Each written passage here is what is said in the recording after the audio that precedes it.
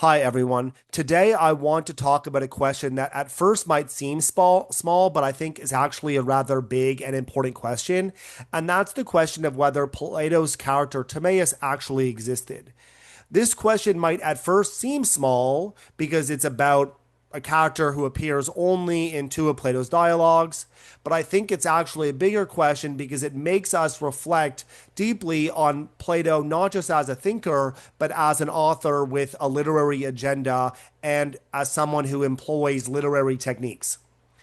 Now, Timaeus appears in the Timaeus and the Critias, which are two of Plato's dialogues, with the former, the Timaeus, being one of the most important Platonic dialogues and one of the most important texts from the history of philosophy. Now, most of Plato's characters are real historical people. He might fictionalize them in some way or other, and it would be hard for us to discover the exact extent to which he might do that. But generally speaking, the characters from Plato's dialogues are or real or were real people.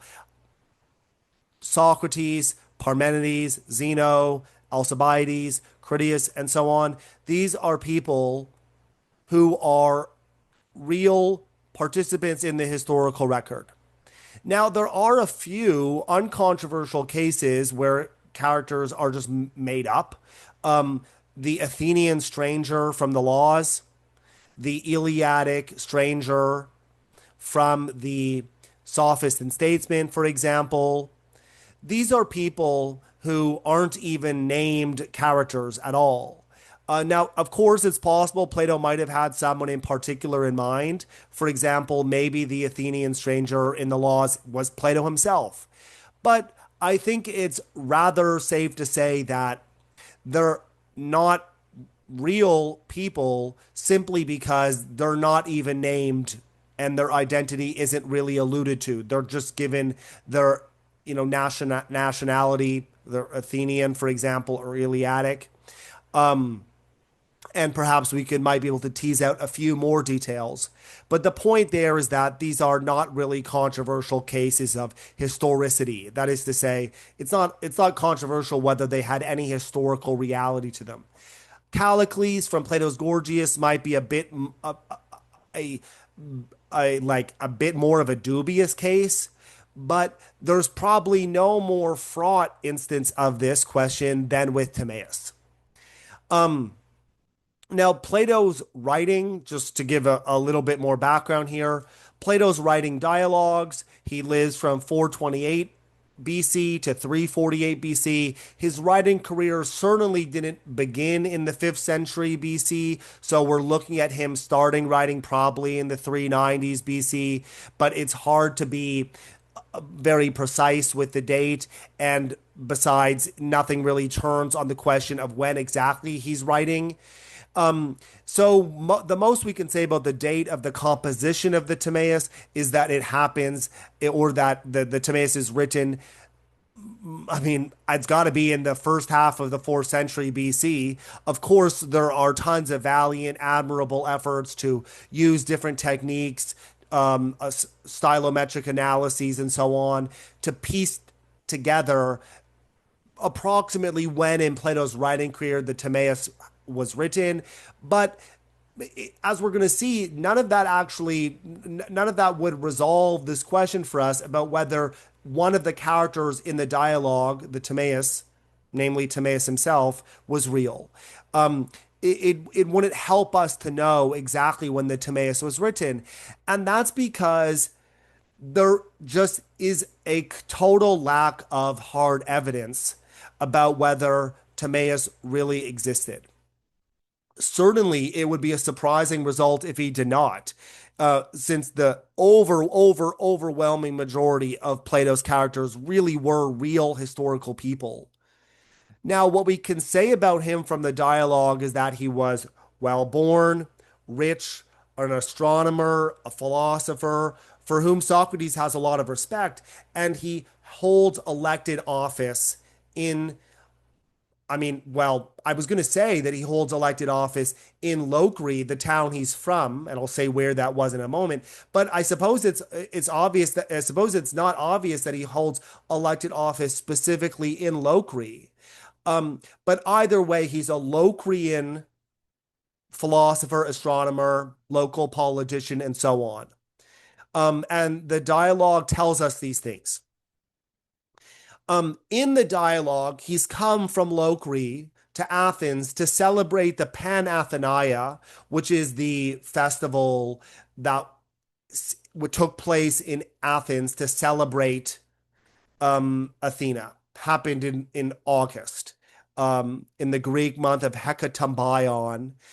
The Athenian month of Hecatombion. That's when the Panathenaia happened. Um, and Locri is a town in southern Italy, so he's come quite a far way. But the Greeks have an established presence in Italy, and Locri is a Greek colony. Um, Today, Locri would be in the area called Calabria, the region of Italy in the south of Italy called Calabria. Um, and he's there discussing with other characters in the dialogue, Socrates himself, Critias, Hermocrates. These are the characters. There are four people present: Timaeus, Critias, Hermocrates, and Socrates. Part of the drama of the dialogue is that the previous day, which doesn't belong to any particular dialogue, but just was an unnamed, like an untitled conversation. And this previous day saw Socrates give these three characters a speech about the ideal city that in some way mirrored the content of the Republic at least a little bit.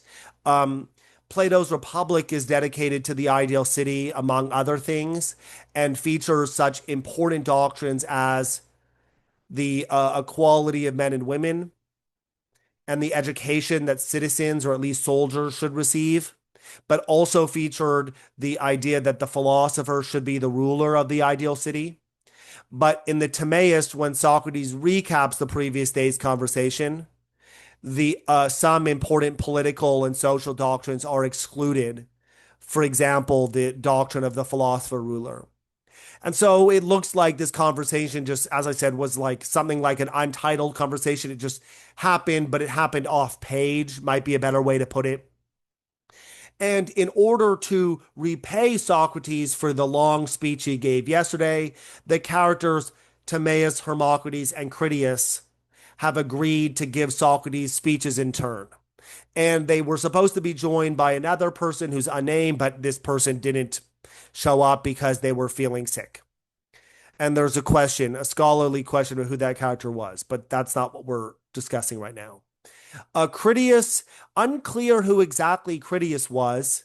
There are two plausible candidates. The first candidate is that he is a Critias who was a part of the 30 tyrants, this group who ruled Athens for a brief time after the Spartans defeated the Athenians in the Peloponnesian War. The other possibility is that Critias is Critias's grandfather. It was common for Athenian men to be named after their grandfather. In fact, both of those Critiases had a grandfather. Well, the older Critias would have had a grandfather named Critias, and then the younger Critias of the 30 tyrants would have had a great grandfather named Critias. And Hermocrates, meanwhile, is a Sicilian general who famously rebuffed the Athenians during the Peloponnesian War when they undertook a daring and doomed expedition to Sicily.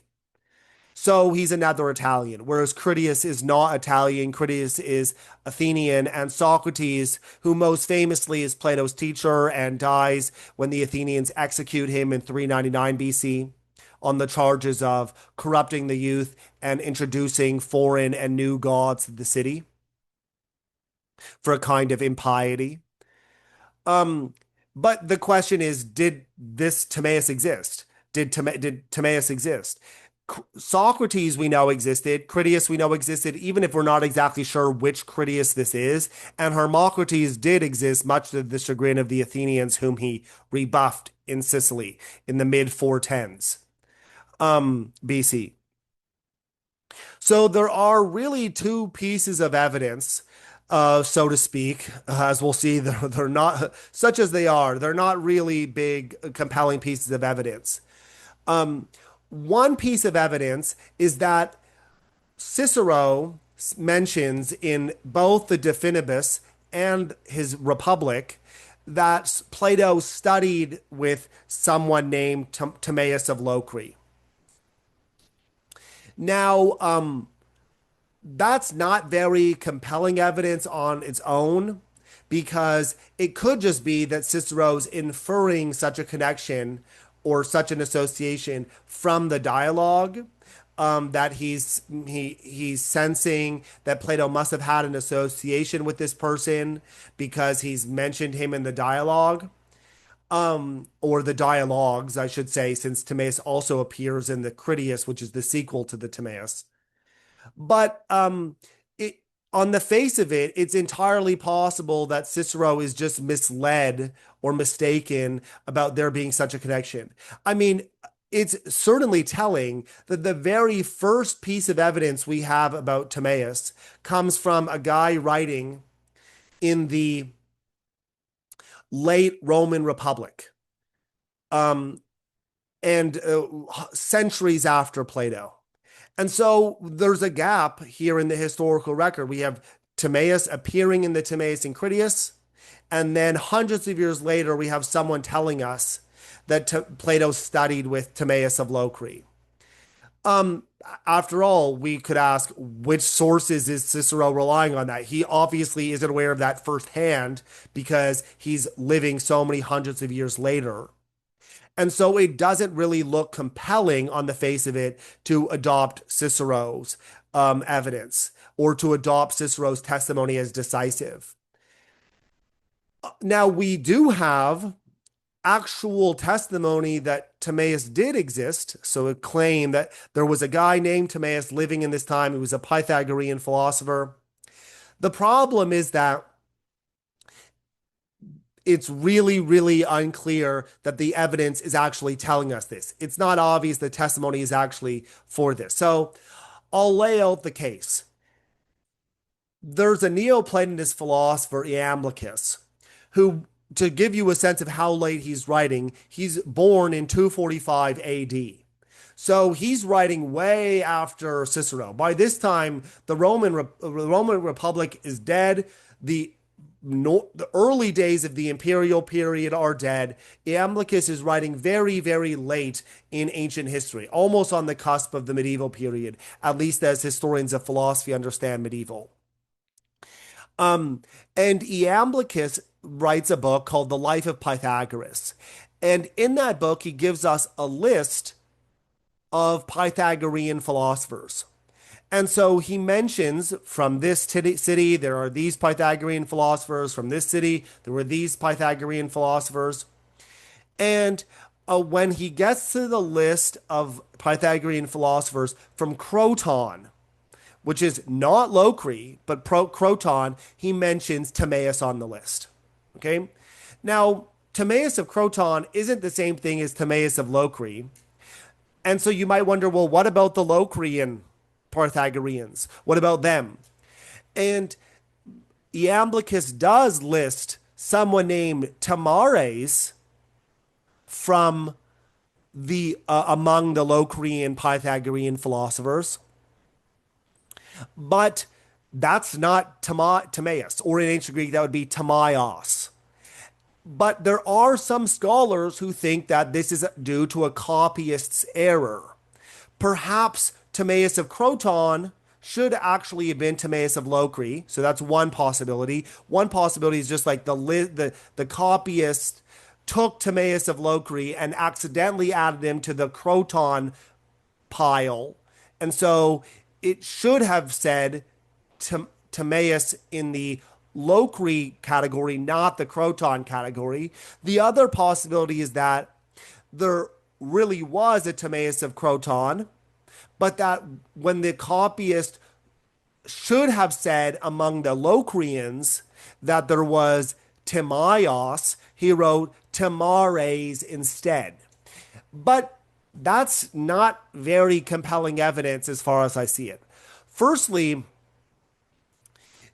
we're relying on a copyist's error when we don't have evidence of such an error actually having taken place. We have no evidence that there was actually some difference, there were actually differences between the manuscripts, right? Which is what the copyist error thesis is relying on. We'd be relying on there having been an earlier manuscript that was true to what Iamblichus meant, and that a copyist simply wrote it down, making one of two possible errors that I just outlined. But that's very different from saying, well, we actually have such an earlier manuscript and we can compare this one with this other one. In fact, we're speculating that a copyist made such an error and we don't have any such evidence. There's no hard evidence of an error taking place. I will also point out, however, that even if there were in that list, even if there had been in that list, Timaeus of Locri, it wouldn't follow from that the Timaeus in the dialogues, the Timaeus and Critias, were precisely that Timaeus. That doesn't follow. There's no necessary connection there. Again, we could ask the same question about Iamblichus that we asked about Cicero, which is, what is his source? Where is he getting this from? And we don't know for sure. I mean, we can speculate that there's some logbook out there of Pythagorean philosophers, and Iamblichus is consulting it, and he's integrating it into the life of Pythagoras, that text he was writing. We might speculate that he's just borrowed from disparate sources, testimonies heard third hand, second hand, fourth hand, and so on. And he's combining them into the life of Pythagoras. So he's not copying from any particular source, but just from a disparate array of sources. Either way, we don't know what his source was, and we don't have it independently to corroborate what it says. And so for that reason, it certainly looks as if there's no evidence that Timaeus existed. Certainly, there's no compelling, decisive evidence. There's no smoking gun piece of evidence that Timaeus existed. And that's probably the best we could do. I mean, in terms of disproving the historicity of Timaeus, it would be hard for us to ever prove exactly that Timaeus didn't exist. Right? It's hard to imagine what such a proof would look like. It might take something that we surely don't have, such as a text by Plato in which he says something like, "Hi everyone, I didn't write the Timaeus featuring only historically real people. I actually made Timaeus up." We never have Plato writing in propria persona like that. We always have him writing through characters, never straightforwardly commenting on his writing process. That's part of what makes this question so interesting, is that when we try to understand Plato as an author like this, we begin to get a sense of who he was as someone not just having important philosophical insights and arguments, but also someone who's, as an author, generating characters. And so short of evidence like that, where Plato's actually just straight up telling us that he made up a person, realistically, we have to work sort of negatively like this, considering the evidence for there being a historical person. And when you consider Cicero writing in the late Republican period, Iamblichus writing at the end of the end of antiquity, and Iamblichus isn't even telling us that there was a Timaeus of Locri. He's just telling us that there was a Tamares of Locri and a Timaeus of Croton. It certainly looks to me and many other scholars that Timaeus wasn't really a historically real person. And so perhaps I'll end by just reflecting on why Plato might have made up this person.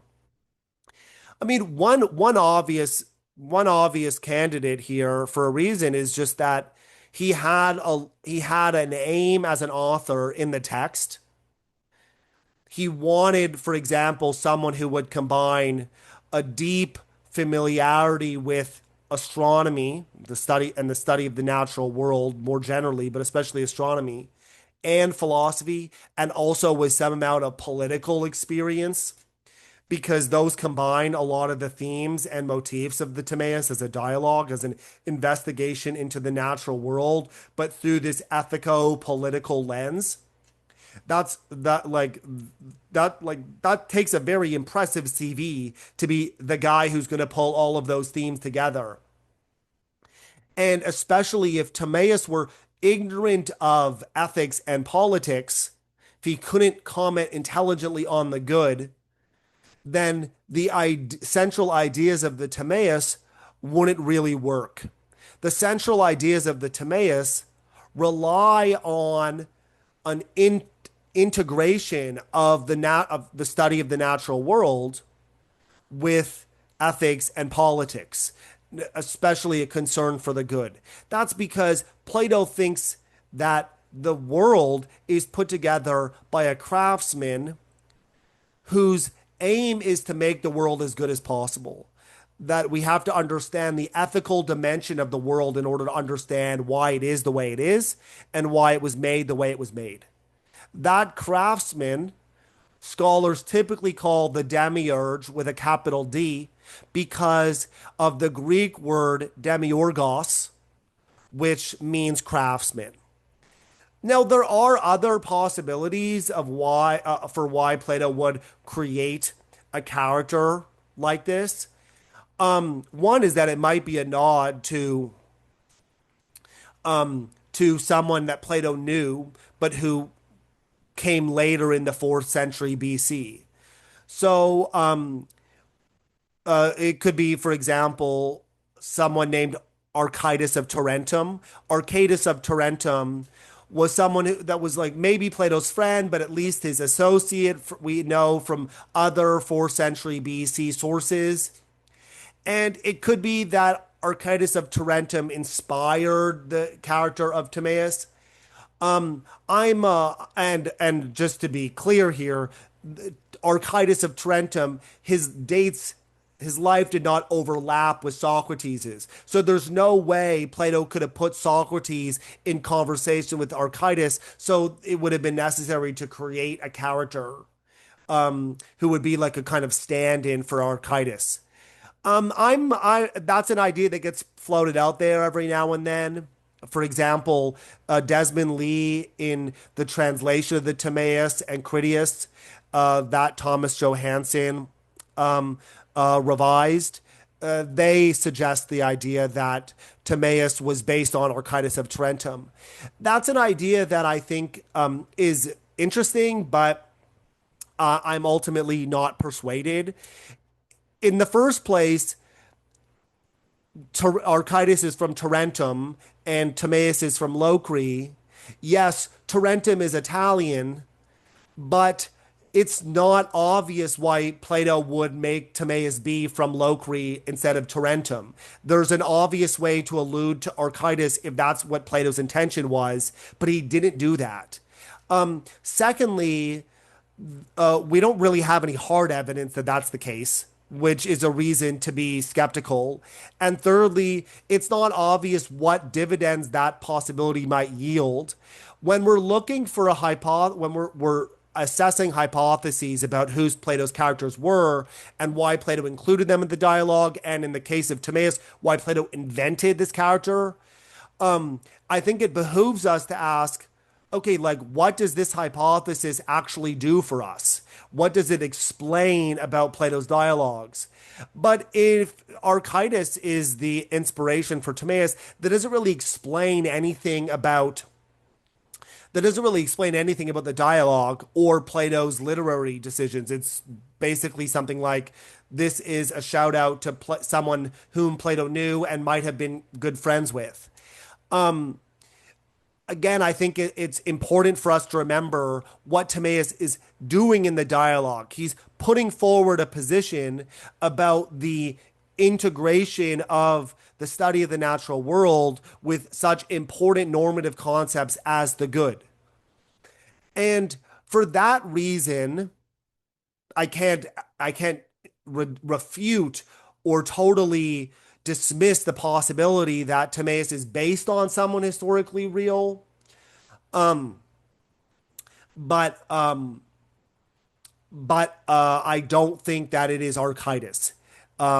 It's really, really, really not obvious that it is Archytas, if indeed it is. And so I think that probably it's better for us to think of him as entirely the literary invention of Plato. It's not completely unprecedented that Plato would do this. The Laws does this, Plato's Laws. The Sophist and Statesman do this. Again, the Gorgias does this if you think that Callicles didn't exist, but there's at least some evidence that there was someone named Callicles in the right time in Athens. Ultimately, ultimately, I think that we should keep our minds on the fact that Plato also invents historical situations, or rather unhistorical situations that serve as backdrops for the dialogues. Some dialogues don't seem to be happening in any particular setting or so Plato takes literary license or creative license with historical situations. The Republic is a good example of that. Deeply unlikely that all the characters in the Republic actually got together at that time. If we traced out the dates of the characters, there's really no particular time when those characters could have conceivably or plausibly overlapped. The Philebus and Laws don't take place at any particular time at all. They're just entirely timeless conversations.